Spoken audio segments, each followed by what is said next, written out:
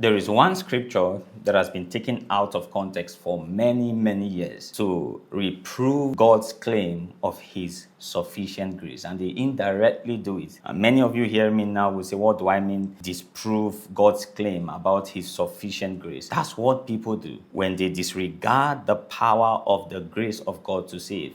And many people call it hyper grace. And there are no such thing as hyper grace. And perhaps they may be hyper grace, but that is how God made his grace to be. Where sins abide, grace abide much more. No, they won't take that. Quickly they run to, but shall we continue in sin that grace may abide?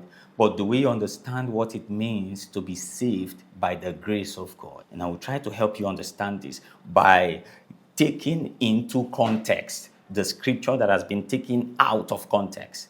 And that's Galatians chapter 5, 4-5, used to prove that it is possible to fall from grace. So you are not all excited that you are saved with grace. There are works that are demanded in order to keep you in the grace. So you need to walk some works to keep you in the grace, lest you fall from grace. It is the one scripture that has been taken completely out of context. And so you and I will read that scripture together and take word for word what is being written. And I will not have to do much explanation because the scripture itself is self-explanatory. In Galatians chapter 5, let's begin from verse 4. You have become estranged from Christ, you who attempt to be justified by law. You have fallen from grace. Let's hold on a moment. Now, do you catch that?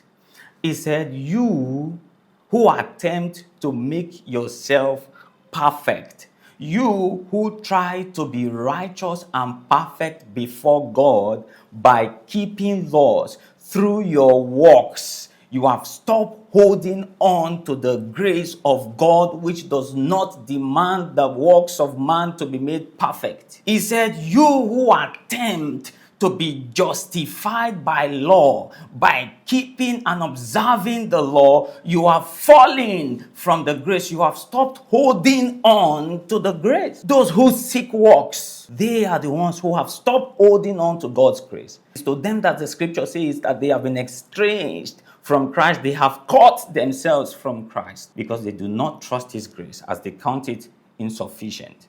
And so they seek works of the law to make it perfect.